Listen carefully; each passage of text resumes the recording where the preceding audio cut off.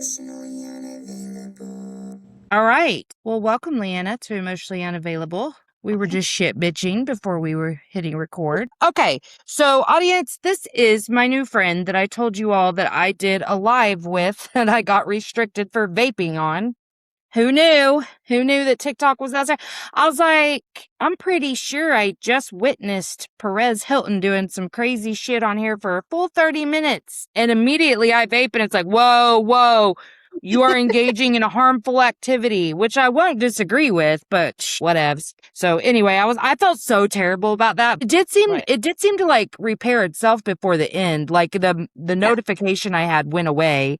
Like, I was like, okay, I won't vape. But that's so stupid. Anyway, irrelevant. But I was like, oopsie, I feel really bad. But, okay, so we didn't really have anything super specific to talk about. But I remember you said you were on Rena's podcast. I'm not making that up. Okay. And in February. Then I saw a couple posts from you that I was like, shit, Leanna's been on a little journey.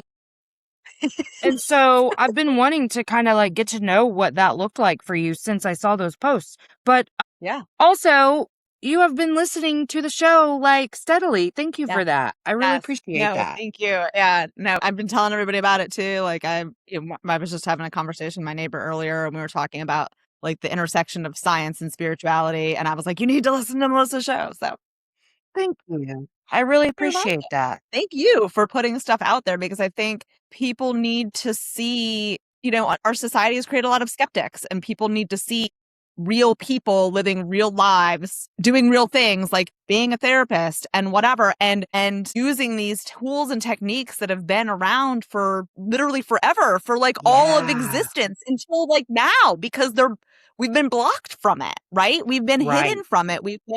It's been cloaked and veiled. I don't want to get too far down that rabbit hole quite yet, but we need real life examples out there of how do you bring woo into your corporate 9-to-5 job.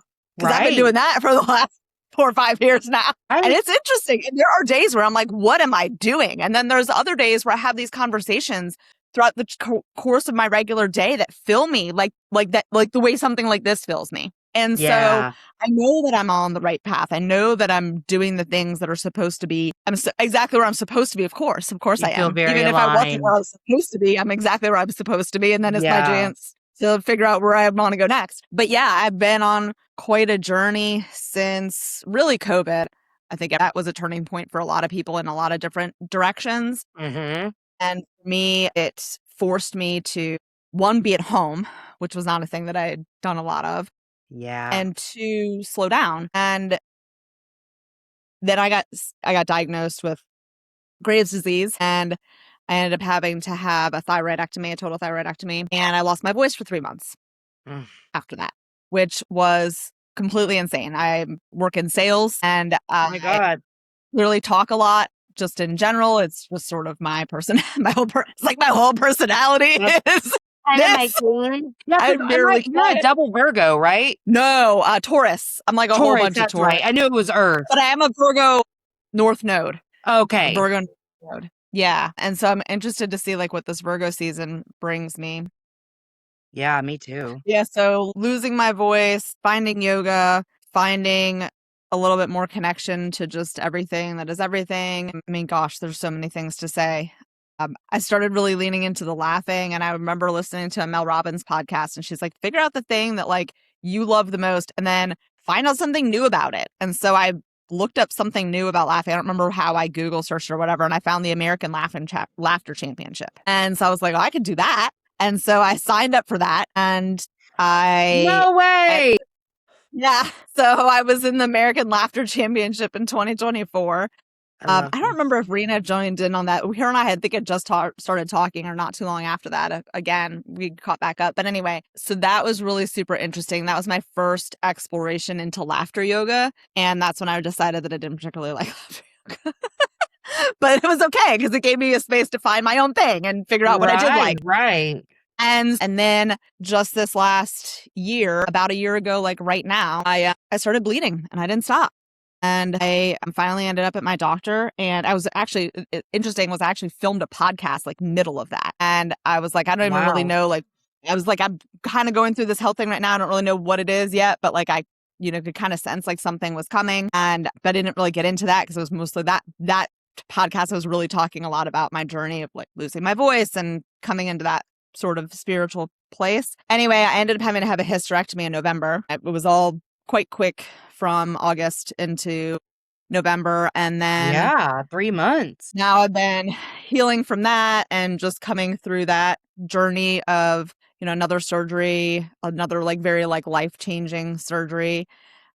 And so it's been really interesting to just watch the parallels between the first surgery, we'll call it, and this surgery. And then also realizing kind of coming through this mother wound, my own and my whole lineage, and what sort of this motherhood journey has been for me. Again, seeing a lot of parallels. I'd had a miscarriage with right before I got pregnant with not right before, but before I got pregnant with my son, I had a miscarriage that was horribly mishandled by everybody on my medical team. And I ended up getting their whole office shut down in the state of Maryland for introducing medicine for some of them. And it was a whole situation. But, I remember going through that and that I didn't give myself a lot of space to grieve and to heal through that. And so when I was probably like day 14 of bleeding, of like day 18 before I actually got to a doctor.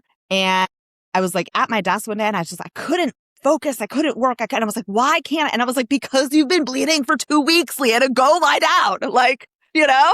And then I was like, oh my gosh, this is like exactly what I didn't do for 6 months healing from this miscarriage. I never stopped going to work. I even went back to work after. Like I never told anybody or did anything. And because there's so much taboo around having those conversations and like what you talk about with your grief, like just talking about grief or like other people's grief or like how close do we get to this? You don't tell anybody at the beginning of your pregnancy that you're pregnant. Because you gotta like be right. And then I had a friend at work. They had like their baby shower and then like 3 days later had a miscarriage, So it's like I had situations like that too, because I had 2 miscarriages before Charlie. And oh wow. like not very many people knew that I was pregnant. And then I found myself like really wanting to be like, I just had a miscarriage. And well, with the first one, it was so unexpected to be pregnant. And I told several people, and then we went on a trip to Argentina and I miscarried there, which was terrifying because I was like, what if I don't, complications and whatever. Sure. And I remember I ended up passing most of it in a train station in Argentina, and I had been bleeding pretty heavily. And then after that, it was like normal, whatever. Like I was bleeding, but it didn't scare me anymore. But I remember the whole plane ride home writing so much in a journal because I wanted to blog about it or something. And Brian was kind of like, I mean, you're not going to post that, are you? And I'm like, well, I mean, I wanted to, but it did make me think. And so then I never did. And then I had the second miscarriage. And like with the first one, the people who knew I told, and I was met with a lot of insensitivity. Like just, it was rude, really. Like people just didn't care. And then with the second one, I hardly told anyone. And then I also had a grandma who was like a bitch. And so every child that I've had, my younger brother has gotten a girl pregnant around the same time. So like my oldest, there's a child 2 months younger than him.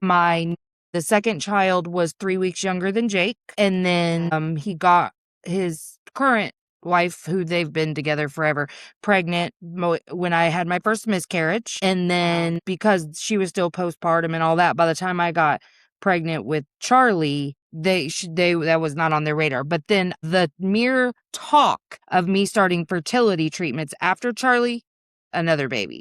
But anyway, my grandma died before that. Well, she may have been around for that last one. Yeah, she was, but not for very long. But she was even when I was trying to get pregnant with Jake and was taking fertility drugs, she was like, well, maybe God knows you don't need another one. And I'm like, right. The guy who can't provide for his children definitely needs more kids than I do. And she was really critical of me as a mother. And like, she was like good at all. Like what are you talking about? You're so mean, as evidenced by what you're saying right now. And then she would tell me I was messing with nature by taking fertility drugs. And but then if I expressed frustration at the fact that like my brother's not working, he just has all the time in the world to sit around getting someone pregnant, they live with you, whatever, she'd be like, babies are a blessing. And I'm like, right. So you're really just sticking with this God just thinks I just whatever. Okay, cool. So she was also really negative during my miscarriages. Just very like, you probably should just be glad that you didn't have that baby. And then I remember Brian's mom and a lot of other people said, at least you can get pregnant. And then after the second one, I'm like, right, but I can't stay pregnant. So that really doesn't do me any good. Really doesn't. Right. Thank you. Yeah. So yeah, I No. totally get it. And it was just very isolating. I remember feeling Yeah. so isolated. And it got to where, I mean, truly for me, if I know this is not everyone's experience, so I don't want to like offend anyone with this. For me, I really did not carry any more pain about those losses after I successfully carried and delivered Charlie. For me, because I had just like avoided the whole thing for so long because I had no one that cared. Not even Brian, Yeah. really. I mean, he really didn't. Like, I love him, but he wasn't, maybe he cared a little. I don't know. But he never really connected with the idea that this was like going to be a baby and whatever. But I just got through that so just by myself that then later, if anyone did bring it up in a sympathetic way, I was almost annoyed because I was like, no, I'm past that. But truly, having Charlie just changed it all for me. And it was just like, okay, cool. And then now with spirituality, I'm like, okay, those little souls serve their purpose. I don't know what it was, but okay, cool. But at the time, that was not my belief system. So I was like, No. this is very painful and I feel like a loser. Well, it's that, and I think it's the isolation, we just don't really give people safe spaces to have conversations about about tough things. And, and so it does feel kind of, isolating and scary too at the same time because there's so much uncertainty and things like that. I would say that I'm very much in the same boat as you where I really didn't, once I got pregnant with David and like, had a successful pregnancy and all of those wonderful, beautiful things, and knowing that like there's no way I could have carried both babies at that point. So there was clearly like some reason for me to be this, have had that experience and have this opportunity to have this beautiful child. Well, and was your loss early? Was your loss early? It was pretty early, but they could never really tell me exactly how like early. And that was part of it, I think, too. The whole thing was just super, super, super mismanaged. But this situation with my hysterectomy really kind of like closed that full circle. Yeah. I really did connect a lot with, well, before knowing I was going to have the hysterectomy, anything like that, I started to really, I'm going to use the word grieve the loss of this other child and see a lot of connections with that. And I'm sure that it has a lot to do with spirituality and the way that I kind Absolutely. Yeah, because all this happened in your nodal reversal. I guess that's true. Yeah. Because if you had the hysterectomy in November, then you had been in your nodal reversal for a bit. That makes a lot of sense. I never see, and I'm still like, that's all that stuff I'm still figuring out. But yeah, no, that totally makes a lot of sense because again, like it was definitely kind of closing a cycle for me of, having gone through this whole process again, not just as me, but like as me as a parent and as me as a child and all of the, all of those pieces of things and like how motherhood plays into those identities and, to talk about like what we talked about last time and stuff like that. So it's really been an interesting cycle for me, journey for me. And I'm really grateful that things went the way that they did and that, I saw the doctors that I saw and, got in with them when I could and all of the things, the same thing with my thyroid, like I'm grateful for that experience and I'm grateful for losing my voice because it helped me find it, and I needed that. You had all of the learning that you had prior to the hysterectomy because here you are going, okay, this is a cycle. Like what is the learning that I'm supposed to take away from this rather than, because I know when I had bleeding issues, I was offered a hysterectomy actually not long before that first miscarriage. Now that I'm thinking about it, I was at work one day and I had been having weird spotting stuff and like passing just random clots. It was really like tiny, tiny little bead, like they were the size of a bead. And I would pass clots. And one day I was walking out of the bathroom and just gushed blood, like down my pants, down my leg. It was awful. And I was like, weird. And this was during my Saturn return, which is my Saturn's in Virgo. And so I'm into the table. It was so weird. I was like, okay, this makes sense actually. In hindsight, like then I didn't know anything about astrology, Right. Of but course. Yeah.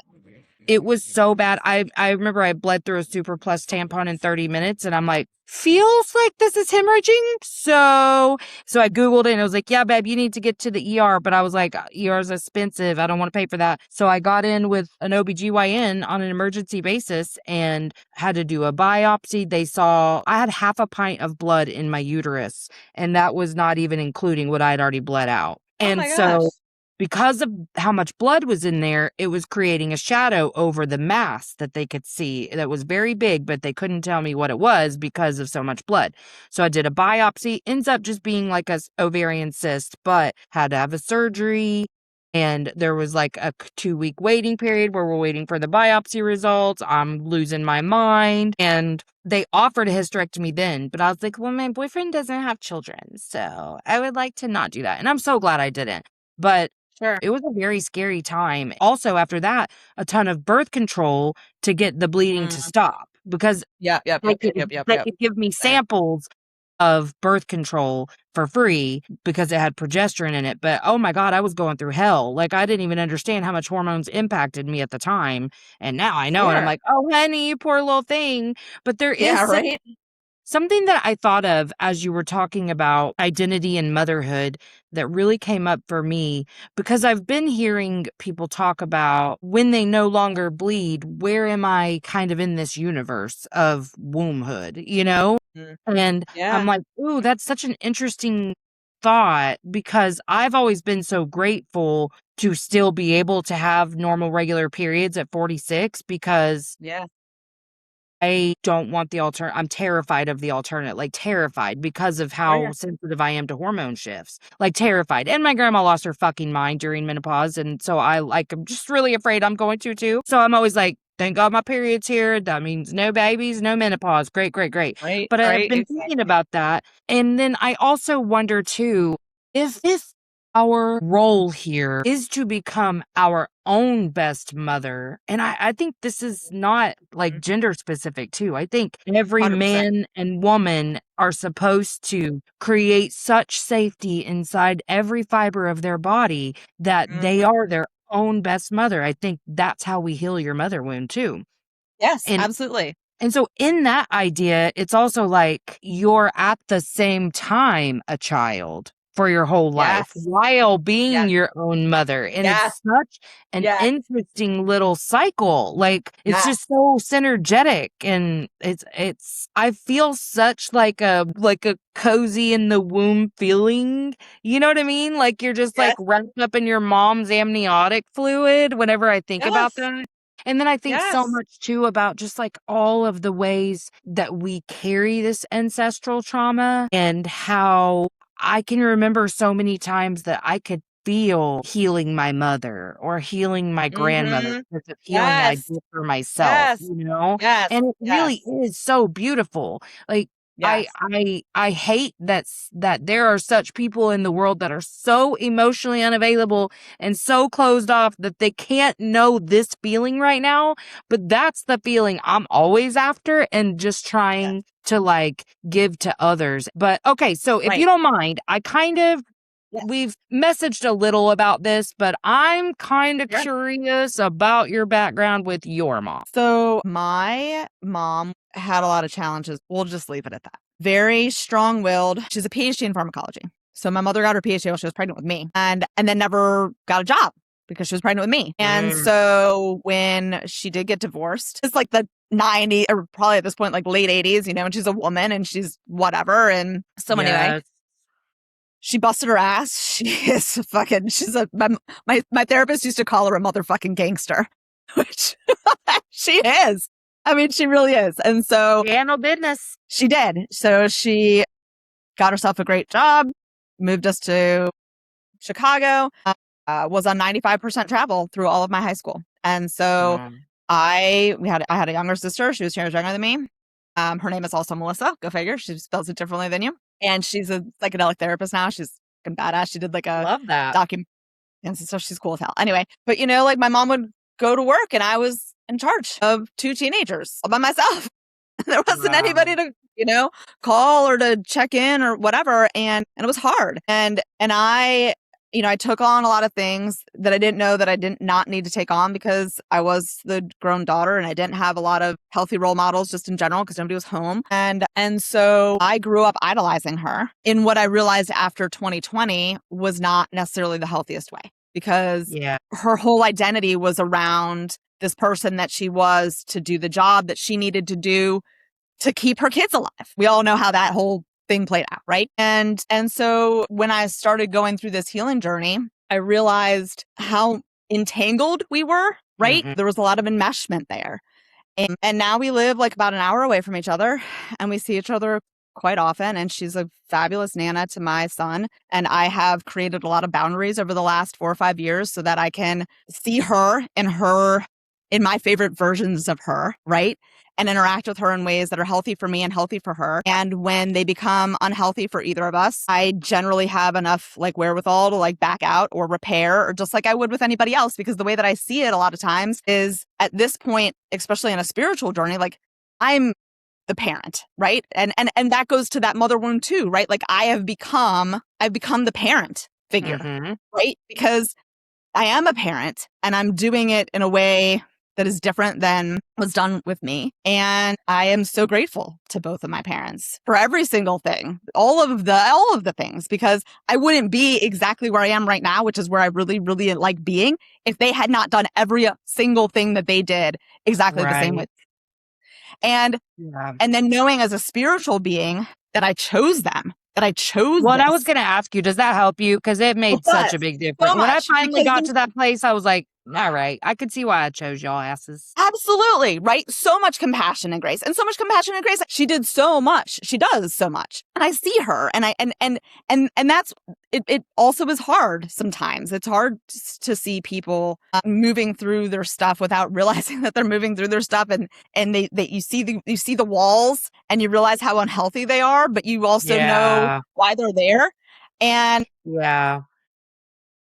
and so I love my mom, though. I love my mom so very much. And I'm so grateful, again, for everything because she is such a mirror also to me, too, right? For me to see like when it is. And I'm like, wait a second, is that my program? Or is that something that was installed in me by somebody that also had it installed in them? Because that's what it is, right? And, I didn't have to live that life, like having to be on an airplane 5 days a week, in pantyhose and heels and a 90s skirt, right? Dealing with these most likely imbecile men, right? Who think they know more than you because they're a man and you're a woman, even though you're the doctor in the room and they're not. Shit nonstop, right? I'm sure. And I remember her coming home from trips and saying, that she had, taken doctors out to dinner and they'd be like, oh, look, everybody taking the secretary out. She's just like, no, actually, I'm taking all of them out to dinner and here's my credit card. She's, like I said, she's a gangster. She's a gangster and a ton of respect for her and her journey. And I love that we've gotten to a place where I can have conversations with her that I couldn't have imagined having a conversation with her, a couple years ago. And to bring it full circle to my journey, when I found out about this hysterectomy last year, like I protected my own peace with it for a long time. As far as like, as the day that I found out that I was going to have the surgery, I did tell her that same day, actually. But I was able to do it in person, which was really, I think, much better than it could have been. Yeah. But I protected kind of my story until then because I knew that I could not manage my energy around it and hers and her fear of her daughter having to potentially have something, whatever, right? All these unknowns. I knew I couldn't manage her uncertainty of those unknowns. And it didn't matter. Right. I didn't need her to know to move through that. And so as soon as I knew what was happening, I remember like I was excited. I was going to like see her that night and get to tell her. And I got to tell her in person and I cried and she didn't like tell me to stop crying or anything like that. And she was just so warm and so comforting and all of the things that I needed. And she was really, really great. She came, I asked her to come to my first appointment with my surgeon with me. And she's like, I have questions, but I want Liana to go first. And I was like, okay. Like, wow, I'm the grown up. Like, I get to be a grown up in my own doctor's appointment. Yes. Yeah. And so, again, I think the more that I do this work, the more that I understand that when I give people the space to come in as my favorite version of them, I allow them to do that. And I also allow myself to have the space to be the kind and compassionate person of grace that I want to be if the person that I'm more familiar with, I don't want to say it that way. If something goes the way that it's gone in the past, then I can be like, wait a second, I'm acting like this is the first time, I'm not good at this, if I'm being honest. There's a few people that I'm like, I may never get past this with them. Like, well, for instance, I've been pretty honest about like my dad's side of the family, like his sister and her children. And then the only remaining aunt that I have on my mom's side.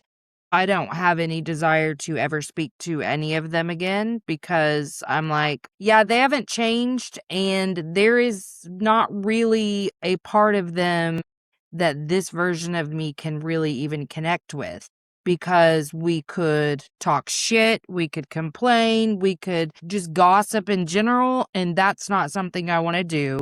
And that was pretty much the only sticking point. And like my dad's sister is very religious. Like I'm sure that if she heard half of what I say, she'd be like, oh my God, the demons are coming through your podcast. Like, oh my God, like for real, she'd be so just distraught about it. But well, for instance, so one thing that happened is that she and her children were very harsh about my brother having a psychotic break. And his initial break was, as is typical with schizophrenia, was very religious and very, I am God. At first, he was like an archangel, and then it was like, I'm God. And she was like, your daddy would roll over in his grave. And I was like, I'm pretty sure dad would understand his fucking kid is schizophrenic. I'm pretty sure. And that just really got to me. And then even like, it was one thing for them to mention to him, like, hey, let's go take a shower. But to sit around like laughing about it all as a little unit was like, why are you making fun of this like 23-year-old who's clearly struggling? Like, what's going on here? So things like that. And I just have no desire ever. I mean, the narcissistic shit that she did when I was a kid, I just can't get past. And then the one on my mom's side, I just don't really have anything. That got really ugly when my grandma was dying, and it just went really yucky, and I don't have any desire to talk to her. But then there's people who are still kind of in my life on a peripheral, but like, and I try very hard to just like let them be them, but who they are really infringes on who I am. Like, okay, you can be you if you will stop trying to like bulldoze over me. And that has not happened. And I just fucking cannot. In this situation, I can sit around and like see things differently and have compassion and whatever. And then I get around him and I'm like, meh, meh, meh, meh, meh. It's awful. I hate that. But I figure this is just like the lesson I'm learning or something. Like, I hate this because I don't want to have that experience every time. But every time, that's kind of the experience. Like, and there's just been such horrible boundary violations and so many Yeah. other things that I'm like, yeah, I don't think I'm going to move past this one. Like, you're not enjoyable to be around for longer than an hour. I'm not going to do it. You know what I mean? Like, and that's Right. me tolerating you for an hour. And Sure. I just don't have a lot of tolerance. But I have not No. ever, like, this isn't even, the tolerance has gotten worse since Jake, but like, I've always been pretty intolerant. Like, if Sure. people's personalities, if they're just a little too different than mine, I'm like, you on my nerves a little bit. You on my nerves a little bit. So they're very different than me. And it's just so hard for me. So I love that you can have so much compassion. I feel like I got that way a little with my grandma before she died, where I would just talk to her like briefly or be around her briefly because she just had her own shit. But, she also was losing her fucking mind. And I don't think we really saw that until it got to a very bad place. And so I was like, oh Yeah. shit, so much of that could have been related to like dementia. And I didn't even realize. And then I worked in hospice with people and I'd never understand. I'd be like, that they have Alzheimer's. Like, why is that annoying you so bad? And then it's me and I'm like, I fucking told you that already. Like, it was so bad. It was so Well, bad. But I do think a lot of her agitation was from dementia, and I didn't even catch that. But sure. now, and I was in a real hateful place about her for so long, but really I'm not anymore because I can certainly see the struggles that she went through, that my mom went through. Like, they really were even bigger than mine. And mine were bad, but theirs were pretty Yeah. bad. And I Right. also wonder, like, how did I not marry an abusive man? Like, neither of the men that I've married, I went for the quiet guys. I love autistic boys, apparently. And I was like, oh, you're quiet and mysterious. Let me try to figure you out. Oh, How can I fix you? absolutely. Oh, yeah. I was like, oh, you're uncomfortable. Let me make you comfortable. La, la, la, la. But, like, that's one thing that I'm so happy about that I didn't go down that road because that would have been a very different set of issues to deal with. But though I would freeze or fawn in most conflict with a man, I've never been a man's piece a day in my life. I probably never will. I said that to someone who was saying, I can't remember how he said, he was talking about how he views respect from a woman because it was like, how do you view respect from men? Because a lot of his conflict had been, I felt disrespected, which I see a lot with parenting too. And it's like, well, to say disrespected implies intent, and kids don't go, you know what?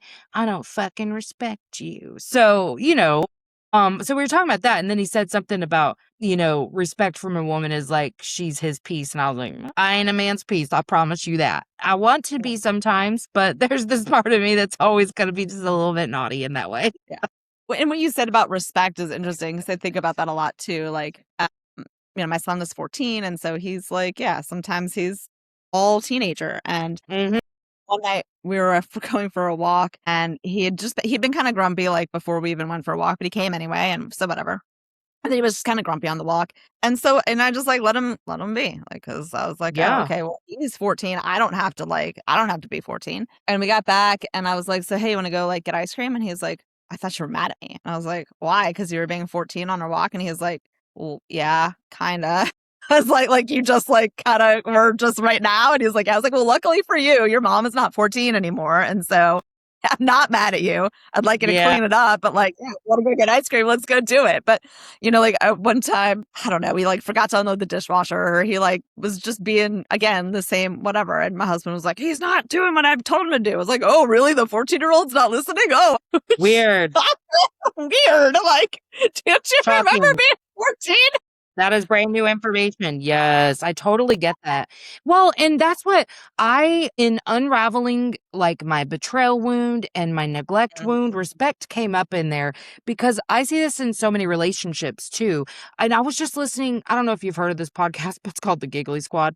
And I fucking love them. They're like younger millennials, and it's just funny. But they were talking about how they view love as somebody going, that person probably, like, let's say they cook dinner. That person made dinner. They're probably stressed and whatever. I'll take a load off and help them wash the dishes. And I'm like, sis, you were just talking about the patriarchy. And that is very much part of the patriarchy because we as little girls, boys weren't taught that. They weren't taught to caretake for everyone around them. Girls were. And so I'm like, that's a patriarchal system when you're like, let me think of someone else ahead of myself, because nobody wants to get up and do the dishes afterwards. Now, if you're in a dinner, I'm not saying you should never do that. Your friends having a dinner party, yeah, help clean up and whatever. But just the mere thought that if somebody cares about me, which by the way, this was my thinking for lots of years. If you cared about me, you would do this. And I'm like, no, you only do that because you spent a lot of years hypervigilant, making sure that you were walking on eggshells, pre-understanding anything that could possibly happen or go wrong so that you could circumvent it. I still do this with my children. It's one of the ways that I do is like, let's make sure that you have every last thing that you need for in the morning right now so that I don't have to deal with the discomfort of your attitude in the morning. You know what I'm saying? But it's all the same thing. It really is. It's all codependency. It's all part of the patriarchy. But when can we step out and look at the bigger picture and go, okay, respect? What is respect? Like, truly, what is respect? Just like I had to learn, like, just because I'm feeling betrayed doesn't actually mean you betrayed me. Because that was a weird one for me, feeling it every fucking day. Some little thing, and I'd be like, what? And it was such a landmine. Like, my poor husband was constantly just like, is this going to be the thing that sets you off? And I think he's still scared of me a little bit in that way because there is still sometimes when I'm very good now at like collecting my shit before I like, because I'm like, I can feel that triggered me very quickly. Let me not just, but I'm much more understanding of like, oh, wow, that is still such a big wound. Like I'm able to work through those feelings so much faster, but then neglect is a really big one. Anytime I feel overwhelmed with a task and he's not here, I'm like, nobody fucking ever here to help me. And I always got to do shit on my own. And it's just, to me, that's the same thing as respect. It's like, why are we equating the fact that a kid forgot to do something or that they're not quote unquote helping with things? What does that have to do with respect? That's a legitimate question I feel like people need to answer for themselves. And where did you learn that that's how you show up in a family system? And there's nothing wrong inherently with asking a child to do chores or Yeah, whatever. absolutely. Right. But Be a like, part of the where's the family. motivation coming from? You know? Right.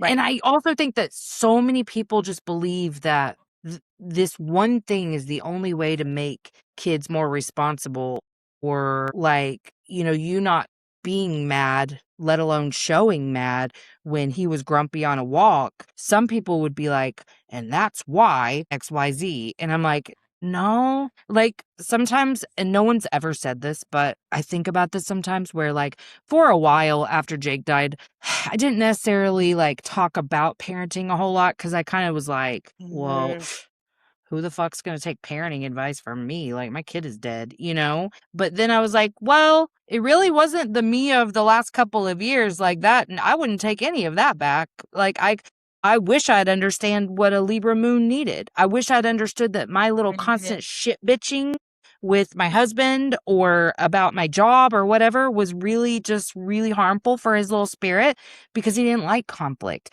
And I wish I'd understood like his ADHD really did prevent him from keeping a very like clean, aesthetically pleasing room, but that he really did need that. He needed that for grounding and safety. Like he needed aesthetics and he needed good smells and just, those are the things. Like me being a psycho when he was little is the shit I regret. Not the last couple of years where some people thought I gave him way too much slack. And I'm like, because I didn't shame him for being a person who was going through some shit? No, I don't regret a single fucking second. I wouldn't take any of that back. I'm so happy for the last 2 years of his life. He got a mom who was just so unconditionally loving of him. I'm so glad he got that. And it's not that I wasn't always, but I was, like I said, doing all these other things that just hurt his little spirit. And he was such a little tender guy and he needed somebody more calm. Again, spirituality helps me because I'm like, well, he fucking chose that shit. And those were his struggles and that, and I saw a medium who was like,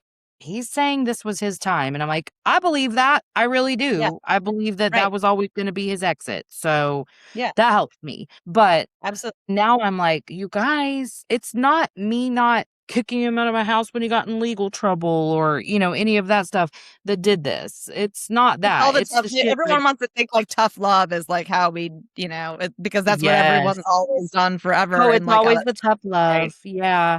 Well, and I saw somebody on Facebook. I don't remember if this was before he died or right after, but somebody was saying, y'all said do tough love. I did it. And then whoever it was in their family died. And now that's something that they have to live with. And I'm like, I think if a person wants to change, they'll change. I don't think tough love or not tough love is the answer. I think you got to do what feels good for your spirit and your boundaries and how you want to show up. But like struggling with addiction isn't a morality issue. So, and then it affects the whole family system. So everybody's going through it together, Yes, absolutely. Well, so a couple interesting things in there.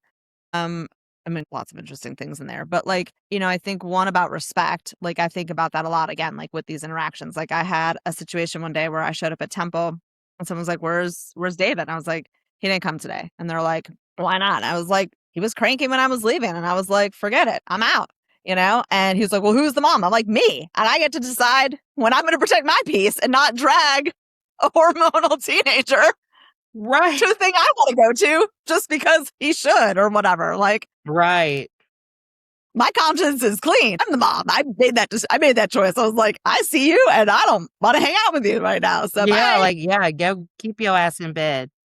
And also, so I think that respect comes from authority. So one of the things when I was going through this journey, And I was feeling like a lot of anger, like we do when we're first, especially I think at the beginning of the stages of this process. There is a lot of anger, this like, and some of it's like legitimate rage, you know, and everything too, right? And so, and that's a whole another conversation. But I was on a trip with a friend of mine who had known me for over 20 plus years. And she said, Liana, your anger is eating you alive. It's literally burning you alive. And so I started looking into that. And one of the first things that I remember finding was that the opposite of, because that was like when I was first starting to think about like spectrums and like these, you know, this duality type of idea and all these kinds of things, right? And so the opposite spectrum from anger, I was told, was authority. And I was like, and in my mind, authority was anger, right? Because again, like that's how we were raised, right? Like you do it because I said so. And respect is because I'm your parent and, or I'm your elder, or I'm your boss, or I'm elder. whatever, right? So, you know, and so I think with all that said, what I find is that as I do more of my inner child stuff and look into some of these sources of this anger or places where maybe I had anger and buried it or whatever the situation was, that when I'm coming into a situation that I want respect and authority in, if I am trying to get authority and my inner teenager is the one driving the bus, she is only trying to get really somebody to see her and validate her power, I'll say, or yeah, I think that's probably it, right? Versus a parent who's like, I'm in charge, regardless of whether or not you're a cranky teenager or whatever. And if you want to like continue to be a cranky teenager, I can continue to engage with you as a cranky teenager. But at some point, both of us are going to end up as cranky teenagers. And then this isn't going to go anywhere. But I'm also the parent and I can be like, you know what? I see this and I don't have to participate. Bye. Right. Like, I'll come back. Like I could come back. And that, again, probably some people could see as, you know, like letting them off the hook or all these things, but it doesn't have to do with that. It has to do with coming back at a different space when you're both in different spaces and being like, look, like, here's this situation. Let's talk about this now that we're not both in our stuff. To like, nobody's going to deal with something healthily or well when we're both in our stuff. And then I start to see all these, you know, interactions and different things like in my family growing up or like in different places where I'm like, well, that's why that didn't work out. Like all of us were just like angry 16-year-olds, like trying to, I'm in charge. Right. And so, you know, I think it's just about, it's about recognizing where authority again is trying to kind of come from. And then the other thing was actually that one of the things I really wanted to talk to you about tonight, because I find this concept interesting. And, you know, like I said, there wasn't a lot of people. I've had grief in my life. Like we've all had grief in our lives, but like you've lost, you know, like family members and things like that. And like those things for me, like I have, you know, I think I even said it on the other thing. Like when I think about some of this stuff, I'm like, everybody was already dead, right? Like the grandparents were dead. Like there wasn't anybody for me to lose in this lifetime yet. And also that when I start to think more about spirituality, this idea that that we have these soul families, we have these groups of people. And if all of us were here in the physical, how would we get the help that we need? To have the pathway, to have the openings, to have the space, to have whatever experiences we're supposed to have, we need that non-physical assistance.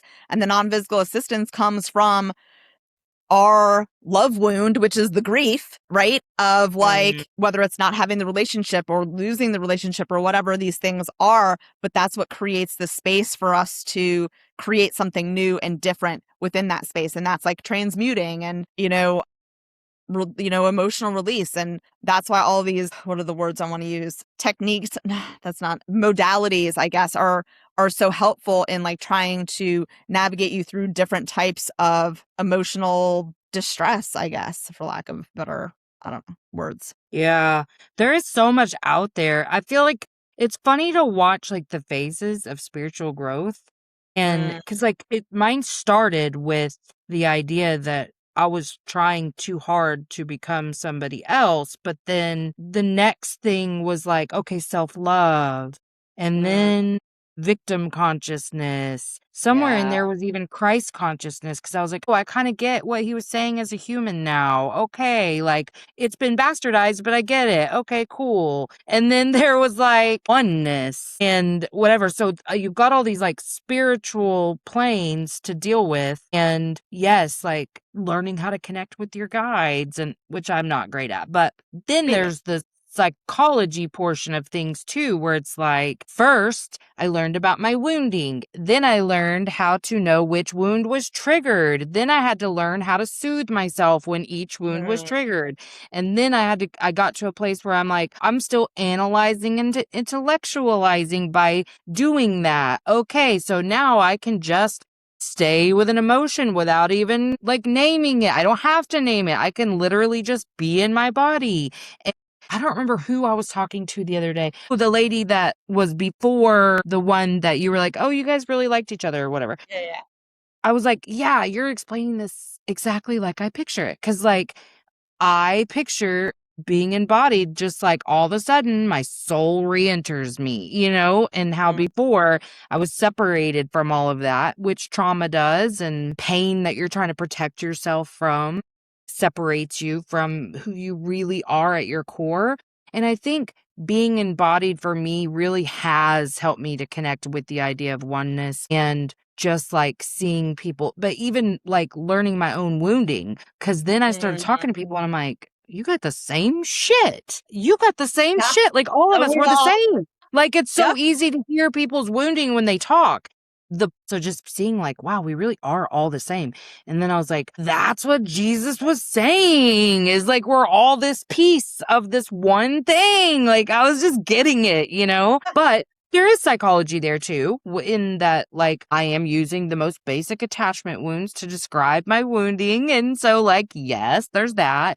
But yeah, I think just learning how to be your own best mom. I mean, that was a phase like where you've heard me talk about it a lot, like having to coddle the shit out of myself and just getting to a place where I'm like really okay with that. And yes, the anger, and I don't think I was aware, because most of my rage in the beginning came from little me, who was like, you guys really fucked up. Like, really fucked up. You really fucked up so bad. And I wanted so badly to move past it. And it wasn't until I was like, guess what? We both know resistance keeps us stuck. Let's just say we're fucking mad and stay mad. As long as you need to be mad. Right.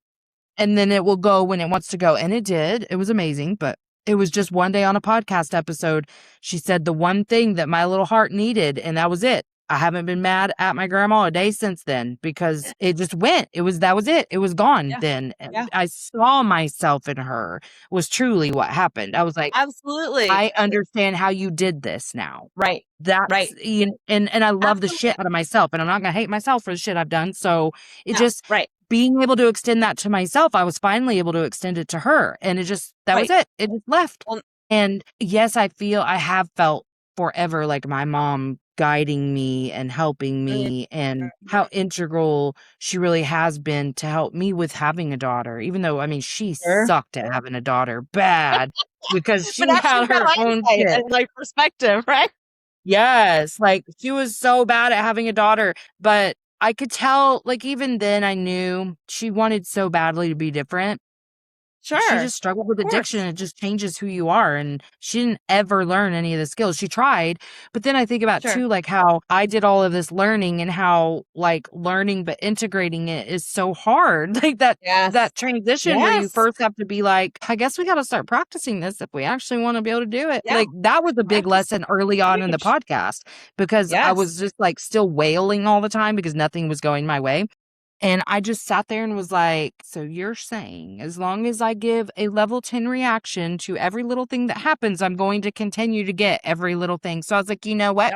I don't even care that this is happening then. Fine. I don't care. And as I like just sat there with that, I like literally stopped caring and was like, honey, I mean, for real though, it always like gets fixed eventually. And then you've just spent 2 hours, like those early recordings, my voice would be so raw from crying beforehand because something was going wrong.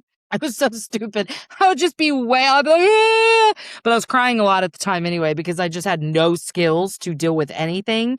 And I was just coming out of a really severe mental health crisis. So I was crying all the time because it's the only thing I knew how to do to regulate. Yeah. So for the first time, my kids were fucking scared because I'm just copious amounts of tears, like all the time. Sure. Just, "Ah."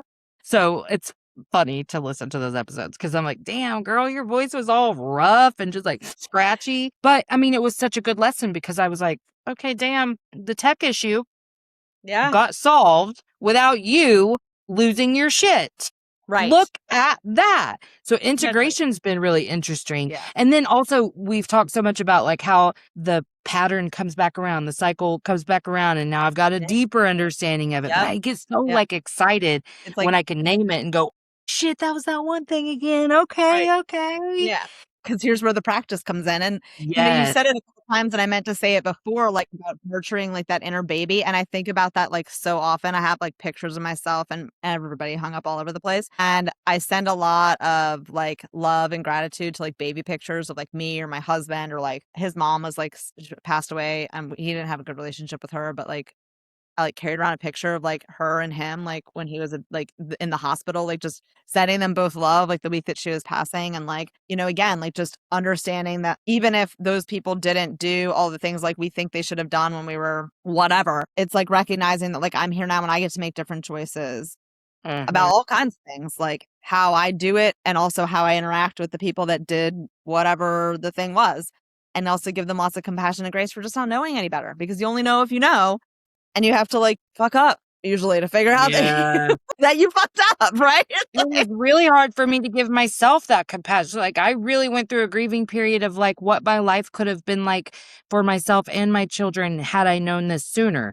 I really had to get off of that and understand deeply and like innately that like that wasn't when you were supposed to get the knowledge or you Right. would have gotten it. It all came to you at the time that it was meant to. Funny enough, my spiritual awakening, I'm an Aries rising. My spiritual awakening happened during eclipse season on the Aries Libra axis. So when it was all in my first house, first and seventh, everything just changed. And so it was right before the nodes moved into Pisces and Virgo, but it was wild. I was like getting the exact information I needed right at the right time. And of course, there's always that longing for what could have been a little. Like, it's not like I live in that place, but it comes up and I just like welcome it and just be like, and you're right. It would have been nice. It would have been nice if you had that information earlier. It would have been. But now I have it now. And how am I going to limit? And who's to say it would have changed anything? Absolutely. We don't get to make those decisions either. So Nope, we don't. yeah. Well, okay. So what are you doing in the online space right now? So I have TikTok, Laughing with Liana, Liana. I am not consistent about putting stuff there. I want to do more content, but I feel like my tagline there is Laughing with Liana, and I do videos by myself. And then I'm like, I'm laughing by myself. So like I don't know. I had to figure something out with that. You're I love probably doing feeling the same call we all are, which is to community right now. Yes, 100%. Yeah, no, 100%. So I created this laughter program all year pretty much. I've been working on it since January on and off.